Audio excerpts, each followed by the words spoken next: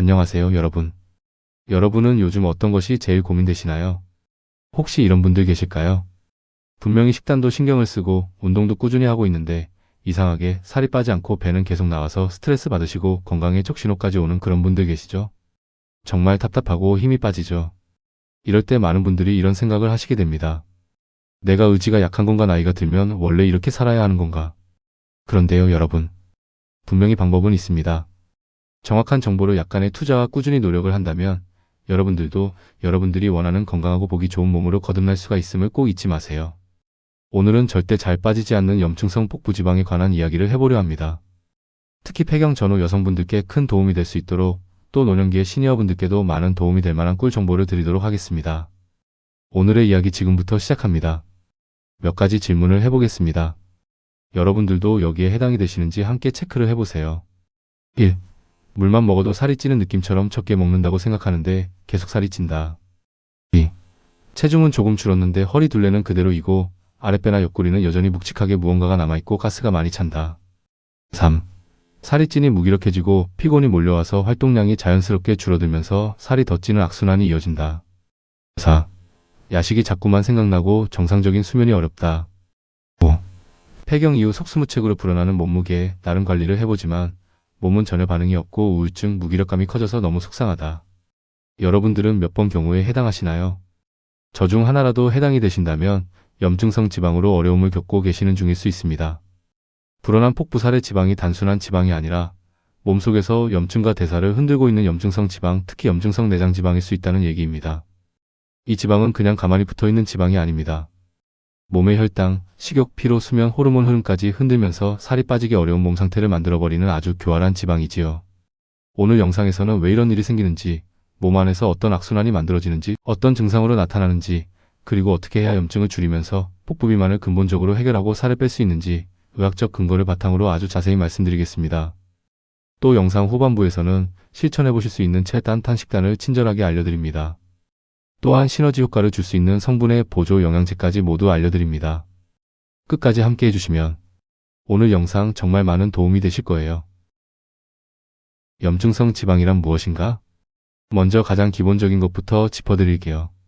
우리가 흔히 말하는 뱃살은 다 같은 뱃살이 아닙니다. 피부 바로 아래에서 손으로 만져지는 지방이 있고요. 배 안쪽 장기 주변에 쌓이는 지방이 있습니다. 이 장기 주변에 쌓이는 지방을 내장 지방이라고 합니다. 문제는 바로 이 내장 지방입니다. 피하 지방은 겉으로 보이는 양이 더 많을 수도 있지만 내장 지방은 몸 안에서 훨씬 더 심각한 문제를 일으키기 쉽습니다. 왜냐하면 이 지방은 단순히 에너지를 저장하는 창고가 아니라 몸속에서 염증성 물질과 대사에 영향을 주는 신호를 계속 내보내는 아주 활동적인 지방이기 때문입니다. 그래서 내장 지방이 많아질수록 몸은 점점 더 염증 상태로 변하고 그로 인해 혈당 조절이 어려워지고 지방이 더 쉽게 쌓이는 악순환이 되게 됩니다. 쉽게 말씀드리면 염증성 지방은 그냥 쌓여있는 지방이 아니라 더 살찌게 만드는 지방입니다. 그래서 어떤 분들은 체중이 아주 많이 늘지 않았는데도 배가 먼저 나오고 체중보다 허리 둘레가 더 큰 문제로 느껴지기도 합니다. 이건 단순한 체형 문제가 아니라 몸 안의 대사 환경이 이미 흔들리고 있다는 이야기입니다. 그럼 이런 염증성 지방은 왜 생길까요?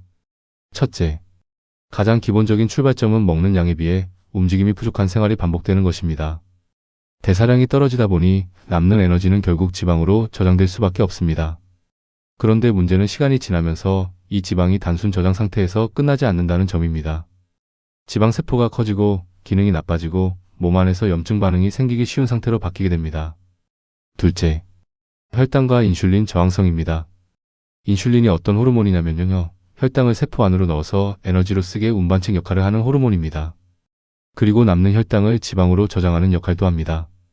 그런데 과도한 당 섭취 또는 잦은 음식 섭취로 인슐린이 계속 분비되면서 몸이 인슐린에 잘 반응하지 않게 되면서 혈당 조절이 흔들리고 몸은 더 많은 인슐린을 분비하게 됩니다. 이 상태가 반복되면 저장된 지방을 태우기보다 저장하기 쉬운 방향으로 흐르게 되고 특히 복부 내장 지방이 더 잘 쌓이게 됩니다. 내장 지방은 염증 물질을 분비하고 인슐린 신호를 방해, 인슐린 저항성을 높이게 되는 거죠. 셋째, 수면 부족과 스트레스입니다.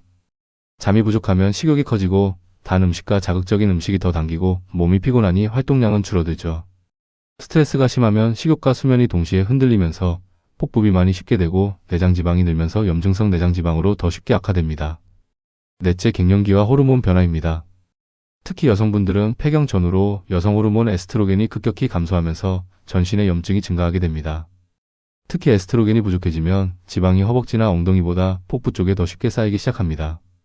그래서 예전과 똑같이 먹는 것 같은데도 배가 먼저 나오는 변화가 생기실 수 있어요. 즉, 염증성 지방은 하나의 이유로 생기는 게 아니라 식습관, 활동량, 혈당 반응, 수면, 스트레스, 호르몬 변화가 겹치면서 만들어지는 것입니다. 왜 운동과 식단을 같이 해도 안 빠지는가? 왜 어떤 사람은 조금만 조절해도 잘 빠지는데 어떤 사람은 정말 열심히 해도 안 빠질까요? 그 이유는 몸 안에서 이미 악순환이 돌고 있기 때문입니다. 처음에는 생활습관 문제로 지방이 쌓입니다. 그런데 이미 염증이 높은 상태에서 만약 고강도 운동을 한다면 코티솔 분비가 증가하고 몸은 높은 스트레스로 비상 상태로 인지해서 근육을 분해하여 당을 생산합니다. 과도한 당은 다시 인슐린을 계속 분비시키고 인슐린 과다 분비로 인한 인슐린 저항성을 악화시켜서 몸은 지방을 더 쉽게 저장하는 방향으로 움직이게 됩니다. 그러면 당연히 복부 지방이 빠질 수가 없는 거죠. 강도 높은 운동으로 피로가 더해지면 혈당이 출렁이고 몸이 무겁고 식후 졸림이 심해져서 운동 루틴을 꾸준히 이어가기가 어려워지면서 기초 대사량 또한 떨어집니다. 적당한 유산소, 근력 운동은 분명 도움이 되지만 고강도 운동은 오히려 도움이 되지 않을 수 있습니다. 여기에 수면 문제까지 겹치면 식욕 조절도 무너집니다. 잠이 부족한 다음날은 달고 짠 음식이 유난히 당기고 배가 쉽게 고프고 참기 어려운 허기가 생기기 쉽습니다. 결국 몸 안에서는 이런 연결고리가 만들어지는 거예요. 지방이 늘고 염증이 높아지고 인슐린 저항성이 심해지고 혈당과 식욕이 흔들리고 피로 때문에 덜 움직이게 되고 다시 지방이 더 쌓이게 되는 것입니다. 그래서 많은 분들이 나는 남들보다 덜 먹는 것 같은데 왜 안 빠질까? 나는 운동도 하는데 왜 배만 그대로일까? 이런 답답함을 느끼시게 되는 거예요. 이건 여러분의 의지가 약해서가 아닙니다. 몸의 대사 환경이 불리해지는 원리를 모르고 계셨던 것이니 지금부터라도 원리를 알고 시작하면 가능성은 높습니다. 이런 상태가 되면 몸은 여러 가지 신호를 보냅니다. 가장 먼저 흔한 신호는 허리 둘레 증가입니다. 체중은 크게 늘지 않았는데 배가 단단하게 앞으로 나오고 바지 허리가 먼저 불편해집니다. 얼마 전까지 입던 바지인데 허리가 왜 안 잠기지? 하셨던 분들 공감되시죠? 또 식후에 졸림이 심해지고 오후만 되면 기운이 뚝 떨어지고 단 음식이 자꾸 당기고 조금만 먹어도 붓는 느낌이 들 수 있습니다. 몸이 무겁고 쉽게 지치고 예전보다 운동이 훨씬 힘들게 느껴지실 수도 있어요. 조금 더 진행되면 공복혈당이 오르거나 당화 혈색소가 높아지거나 중성지방이 늘고 HDL 좋은 콜레스테롤이 낮아지거나 지방간이 생기는 식으로 나타날 수 있습니다. 즉, 복부 비만은 단순히 보기 싫은 몸이 되는 것을 넘어 대사 질환이 시작되고 있다는 경고 등일 수 있다는 점 꼭 기억해 주세요. 치료의 핵심 원리를 알아보겠습니다. 그럼 어떻게 해결을 해야 할까요? 치료의 원리는 사실 단순합니다. 염증을 낮추고 혈당을 안정시켜 인슐린 저항성을 낮추고 근육을 늘리면서 대사량을 늘리고 지방을 태워 에너지로 쓰게끔 해서 지방이 줄어드는 몸으로 바꿔야 하는 것입니다. 절대 그냥 단순히 덜 먹어야 하는 것이 아닙니다. 간헐적 단식, 식단, 운동, 수면의 루틴을 지키고 거기에 좀 더 효과를 보도록 필요하다면 보조 영양제의 도움까지 받아 지방이 줄어드는 생활 패턴을 만들어야 합니다. 좀 더 이해하기 쉽게 정리해보면 1. 16시간 공복 시간을 유지하고 2. 남은 8시간 동안 정제 탄수화물과 당을 절대적으로 줄이고 3. 식이섬유를 꼭 섭취하고 단백질을 충분히 섭취하는 것입니다. 4. 또한 유산소, 근력 운동을 같이 하면서 5. 일정 시간 숙면을 취해서 몸을 회복시켜야 몸은 비로소 지방을 빼기 쉬운 몸의 상태로 바뀌기 시작합니다. 그런데 여러분 말이 쉽지 뭘 어떻게 시작해야 할지 좀 막막하시죠? 쉽게 실천해 보실 수 있도록 지금부터는 그 구체적인 방법을 정확히 알려드리겠습니다. 16시간 공복 유지하기. 16시간 공복 시간을 유지해 보는 것인데요. 저녁 7시 전에 저녁 식사를 끝내고 저녁 7시부터 다음날 오전 11시까지 공복을 유지합니다. 오전 11시부터 저녁 7시 전까지 음식을 드시는 겁니다. 공복 시간 16시간을 유지하게 되면 인슐린 수치가 감소하고 우리 신체가 포도당 대신 몸에 저장되어 있던 지방을 에너지로 사용하게 됩니다. 이때 자가포식이 활성화되면서 오래된 세포 찌꺼기를 정리하고 염증을 낮추게 되는 거죠. 16시간 공복 유지를 생활화하시면 염증성 지방 제거에 많은 도움이 됩니다. 이 루틴을 계속 유지하지 어렵다면 단 한 달만이라도 꼭 해보시는 것을 추천드립니다. 78시간 수면 시간 유지하기. 여기에서 아주 중요한 연결고리가 하나 더 있습니다. 바로 수면입니다. 수면이 깨지면 식욕이 올라가고 혈당 조절이 흔들리고 지방 축적이 쉬워집니다. 수면 시간 유지도 매우 중요한 부분입니다. 음식 루틴 바꾸기. 섭취 순서 지키기. 채소, 단백질, 탄수화물 의 순서를 꼭 지키며 먹는 것이 너무 중요합니다. 채소를 먼저 먹게 되면 혈당의 수치가 급격히 오르지 않기 때문에 샐러드나 나물, 채소류 등 식이섬유가 많은 음식을 먼저 먹고 그 다음 단백질 음식을 먹고 마지막에 밥과 같은 탄수화물을 먹는 구조로만 바꾸기만 해도 혈당 수치와 포만감은 확실히 달라질 수 있습니다. 음식 루틴 바꾸기. 식이섬유 섭취하기. 복부 염증성 지방을 줄이기 위해 가장 먼저 신경 써야 하는 중요한 영양소 중에 하나가 바로 식이섬유입니다. 식이섬유는 단순히 변비에만 좋은 것이 아닙니다. 장내 유익균을 증가하게 만들고 식후 혈당이 너무 빨리 올라가는 것을 늦추고 포만감을 오래 유지하게 하여 과식과 군것질을 줄이는 데 큰 도움을 줍니다. 또한 여성 호르몬의 균형을 잡아줄 수 있는 에스트로볼륨이 활성화될 수 있도록 돕습니다. 특히 염증성 지방이 많은 분들은 식사를 해도 금방 허기가 지고 단 것이 자꾸 당기고 식후에 졸리고 멍한 경우가 많아지는데 이럴수록 식이섬유가 정말 중요한 역할을 합니다. 그럼 구체적으로 어떤 음식을 드시면 좋을까요? 많은 좋은 음식들이 있지만 흔히 쉽게 구할 수 있는 음식에서 함량이 높은 음식으로 알려드리겠습니다. 브로콜리, 양배추, 양상추, 토마토, 버섯류, 병아리콩, 렌틸콩, 귀리, 오트밀, 보리, 현미, 미역, 다시마, 김, 아보카도 등입니다. 가장 중요한 것은 식이섬유를 한 번에 몰아서 먹기보다 매 끼니마다 자연스럽게 나눠서 먹는 것입니다. 음식 루틴 바꾸기. 3. 단백질 섭취하기. 복부 염증성 지방을 줄이기 위해 또 신경 써야 하는 중요한 영양소 중에 하나가 바로 단백질입니다. 복부 비만이 있는 분들 중에는 식사를 줄이면서 단백질까지 부족해지는 경우가 많습니다. 그렇게 되면 체중은 잠깐 줄더라도 근육이 빠지고 기초 대사량이 떨어져서 결국 더 살이 빠지지 않는 몸이 됩니다. 단백질은 근육을 지키는 데만 필요한 것이 아닙니다. 포만감을 높이고 식후 혈당 변동을 완만하게 하고 다이어트 중에도 몸이 처지지 않도록 돕는 매우 정말 중요한 영양소입니다. 그럼 구체적으로 어떤 음식을 드시면 좋을까요? 많은 좋은 음식들이 있지만 흔히 쉽게 구할 수 있는 음식에서 함량이 높은 음식으로 알려드리겠습니다. 닭가슴살, 달걀, 두부, 그릭 요거트, 연어, 고등어, 소고기 우둔살, 돼지 안심, 렌틸콩, 병아리콩 등입니다.